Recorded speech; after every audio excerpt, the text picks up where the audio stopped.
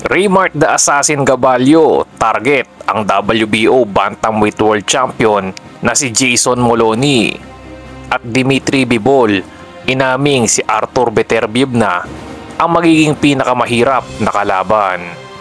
Pag-usapan natin lahat yan mga idol. Napalitan po ang makakalaban sana ni former WBO Interim Bantamweight World Champion Raymart the Assassin Gabalio ngayong darating na February 13. Ayon po sa manager at promoter ni Gabalio na si JC Manangkil ay mula kay Placidus Nuno ng Indonesia ay ang experienced Thai boxer na si Pai Parob ang kanyang makakaharap. Hindi basta-bastang kalaban ang pambato ng Thailand dahil kahit 40 years old na ito ay may taglay naman itong impresibong kartada na 35 wins, 3 defeats with 27 wins by way of knockout. Kung tutusin po ay mas magiging mabigat na laban ito para sa ating kababayan dahil nga lamang sa experience ang dating may hawak ng titulong dedepensahan ni Gabalio.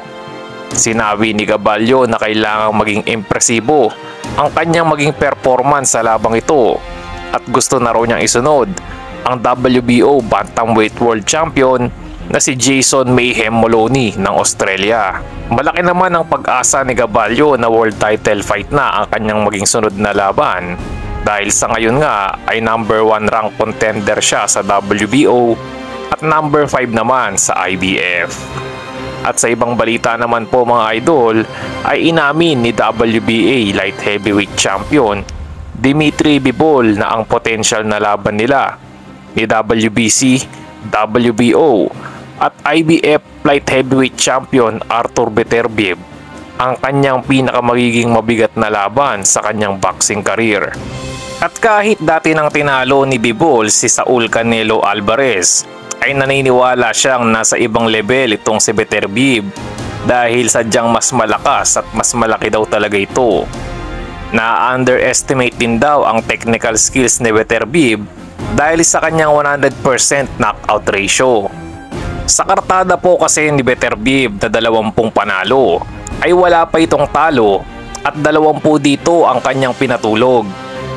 Undefeated din sa 22 laban si Bivol at 11 dito ang kanyang ninockout.